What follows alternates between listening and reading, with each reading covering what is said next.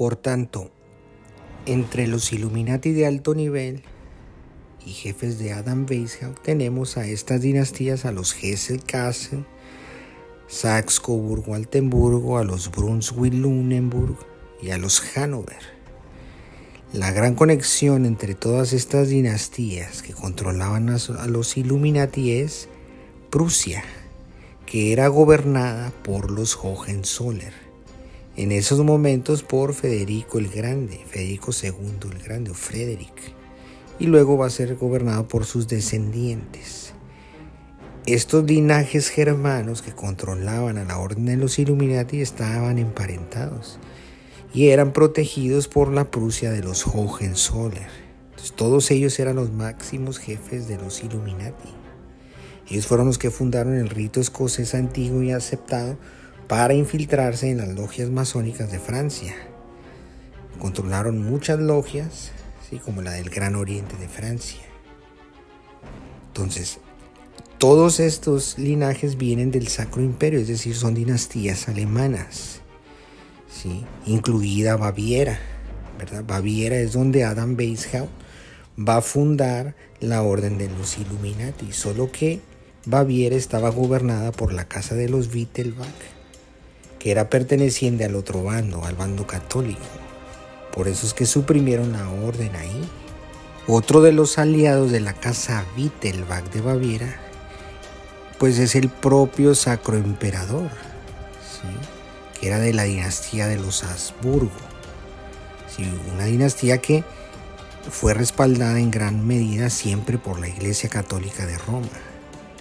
Sí, entonces ellos ostentaban el poder en el Sacro Imperio Romano Germánico, el Primer Reich, y todas estas dinastías alemanas que controlaban a los Illuminati estaban conspirando para derrocar al Sacro Emperador.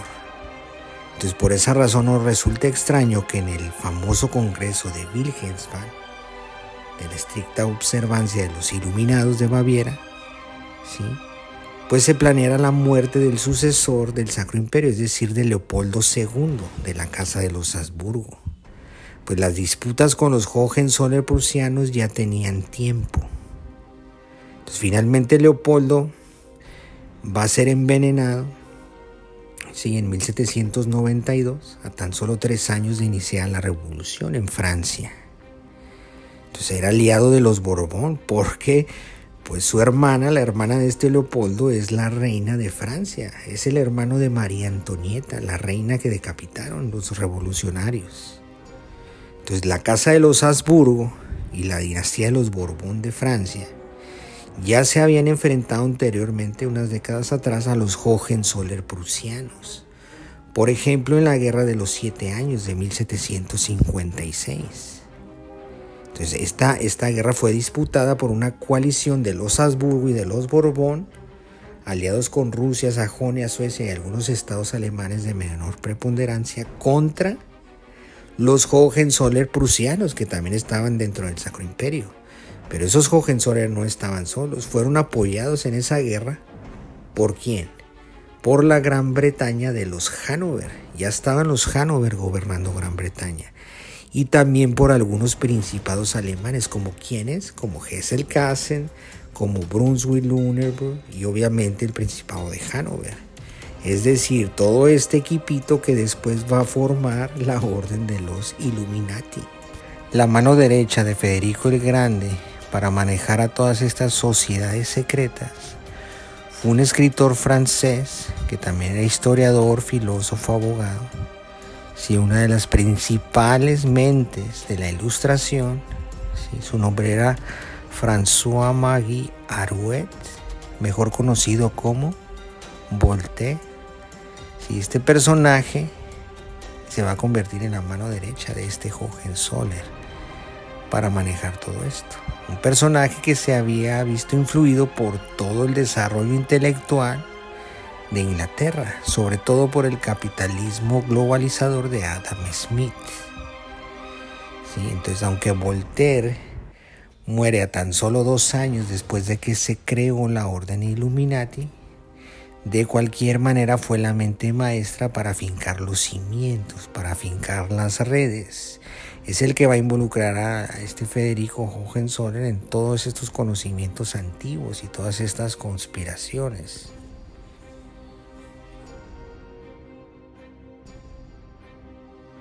Ahora, pero ¿cómo es que llega este Voltaire francés a las manos del Hohenzollern prusiano? Bueno, resulta que ya por el año 1726, Voltaire tiene un altercado con el conde Guillaume de Rohan-Chabot. Si el conde se burla de Voltaire porque cambió su nombre, Voltaire le replica que su nombre va a ser honrado mientras que el de Rohan va a ser deshonrado. Se hacen de palabras, se enfurecen. Total que unos días más tarde el conde Rohan envía unos matones y le ponen una golpiza a Voltaire. Días más tarde, Voltaire busca venganza, se topa al conde y lo reta a un duelo. Obviamente el duelo no se lleva a cabo porque la familia de Rohan era una familia muy poderosa de Francia. Entonces se hacen los arreglos, arrestan a Voltaire, lo llevan a la Bastilla, ¿sí? Le hacen un juicio injusto sin ninguna oportunidad para defenderse y se queda ahí encerrado. Este conde, ¿verdad?, es de una prominente familia de Francia, ¿verdad?, que se dice que son los fundadores de la Bretaña francesa, es decir, de Brittany, ¿sí?, esta parte norte de Francia, ¿sí?, que se dice que son descendientes del legendario Conan Meriadoc. ¿Sí? Ese Conan Meriadoc, al parecer, era un cuñado del emperador romano Magnus Maximus, ¿sí?, el que gobernó Britania y toda esa zona de las Galias allá por el año 384. Total que era una de las familias más antiguas de Francia, era de la élite. Incluso la madre de este conde Rohan, que se llamaba María Elizabeth de Beck-Crespin de Grimaldi, ¿verdad?, pues es de una rama de los Grimaldi, de estas familias poderosas que venían de la Sacra Romanocracia, ¿sí?, de la nobleza negra. Ella era marquesa de Bardes, ¿sí?, y además era nieta de Jacqueline de Buell, muy conocida por haber sido la amante de aquel rey Enrique IV de Francia, de los Borbón.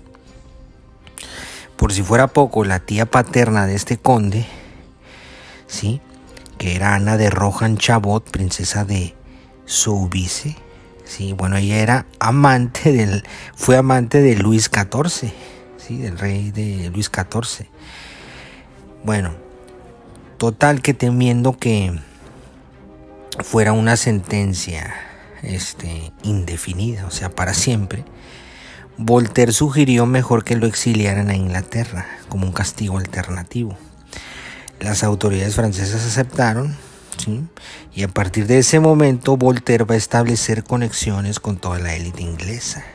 Sobre todo ¿con quién? Con los Hanover, que en ese momento gobernaban Gran Bretaña. De hecho, estos Hanover de Gran Bretaña se van a convertir en los principales mecenas de Voltaire, ¿sí? Entonces estos Hanover son los que lo van a conectar con los Hohenzollern, porque como ya vimos están relacionados.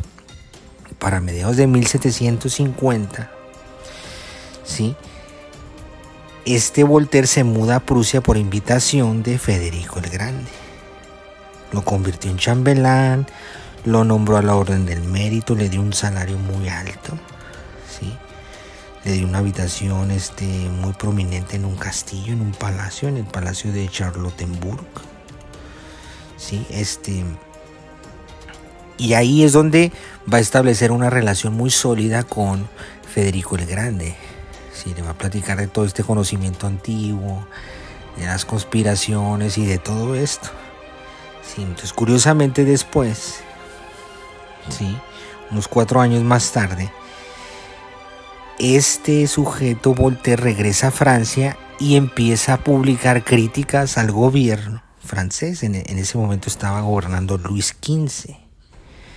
Entonces Luis XV lo expulsa, ¿sí?, por este tipo de publicaciones. Curiosamente, después de su estadía con el Hohenzollern.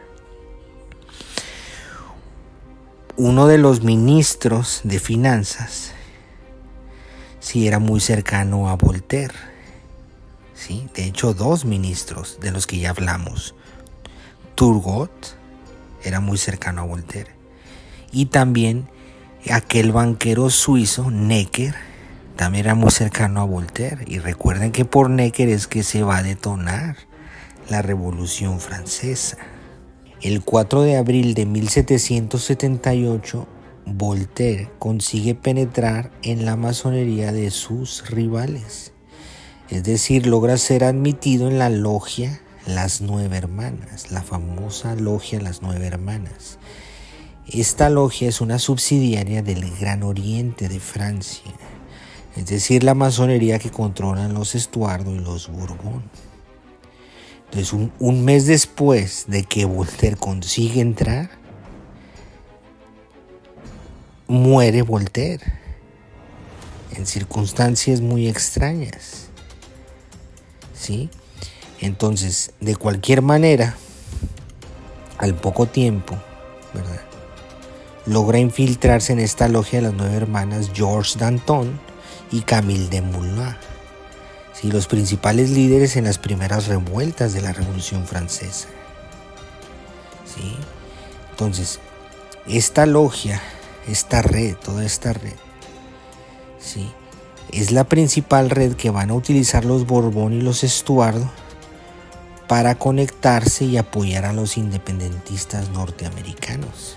Sí, fue creada en París en 1776, es decir, un año después de que empieza la guerra en Estados Unidos. Esta logia se crea en Francia, ¿sí? Entonces, aquí es donde estaba también Benjamin Franklin, uno de los padres fundadores, que de hecho fue admitido el mismo año que Voltaire, ¿sí? En esta red también estaba George Washington, Thomas Jefferson, John Adams, el Marqués de Lafayette, del cual hablaremos después, un general francés que fue enviado precisamente a combatir y ayudar a los revolucionarios norteamericanos contra Gran Bretaña. Entonces, también en esta logia, por cierto, estaba el famoso doctor Joseph Ignace Guillotin, ¿sí? Y también estaba, por cierto, Emmanuel Joseph Sieyès, ¿sí? Este sujeto, del que vamos a hablar después, es el que va a dar del golpe de estado al gobierno revolucionario francés, ¿sí? Y va a tomar el control del gobierno. ¿Con quién? Con Napoleón. Así es como Napoleón va a tener el control del gobierno francés, mediante un golpe de estado. Durante la estadía en Inglaterra, Voltaire ya mantenía correspondencia con Federico el Grande de los Hohenzollern. Más o menos alrededor de los años 30, Hohenzollern prusiano comienza a mostrar curiosidad para conocer los secretos, ¿sí?, de la masonería del mundo antiguo, que hasta entonces él mismo había ridiculizado y la llamaba una Kinderspiel, es decir, un juego de niños. Pero finalmente se empezó a interesar y Voltaire empezó a revelarle conocimiento. Finalmente, alrededor de 1738, cuando Federico el Grande pasaba por el territorio de Brunswick, el territorio del príncipe Fernando de Brunswick-Luneburg, antes mencionado como uno de los dirigentes de los Illuminati. Bueno, es ahí cuando Federico va a ser iniciado, ¿sí? Alrededor de agosto, del 14-15 de agosto, se lleva una ceremonia de iniciación, solo que no se hace en una logia masónica, sino en un hotel, ¿sí? Pero se hace en presencia de una delegación convocada para la ocasión, donde va a estar uno de los gran maestres, Graf von Lippe-Buckeburg, ¿sí?, que era de la Gran Logia de Hamburgo. En junio de 1740, una vez que Federico II de Hohenzollern tiene acceso al trono prusiano, su interés en la masonería se incrementa y Voltaire, en respuesta, decide hacer su primera visita a Federico. Sí, recordemos que estuvieron desde los años 30 manteniendo una correspondencia. En los 50 Voltaire va a ir a Prusia, pero esta fue la primera visita en junio de 1740. En ese mismo año Federico preside una logia en Charlottenburg, que es donde va a estar el Palacio de Charlottenburg, donde después se va a hospedar Voltaire. Bueno, ahí él preside una logia donde recibe en la orden a 2 de sus hermanos, a su cuñado y al duque Federico Guillermo de Holstein-Beck. Ese mismo año, a voluntad suya, le encomienda al escritor Jacob Friedrich von Biefeld, que era su consejero privado, junto con Charles Etienne Jordan, les encomienda fundar una gran logia en Berlín. Esa logia se va a llamar la Gran Logia Nacional de la Madre de los Tres Globos, que 6 años después no tenía menos de 14 logias bajo su jurisdicción. El 5 de marzo de 1767, ya una vez que Voltaire ya estaba ahí con Federico, los Tres Globos, esta logia, va a tomar la batuta del rito de la estricta observancia, la que manejaba el líder Illuminati Weishaupt. Aunque después del Congreso de Wiesbaden en 1782, supuestamente se le puso fin a la estricta observancia. Declararon una independencia, pero lo que hicieron es adoptar un bajo perfil porque los planes de la revolución ya estaban listos y trataban de esconder cualquier conexión.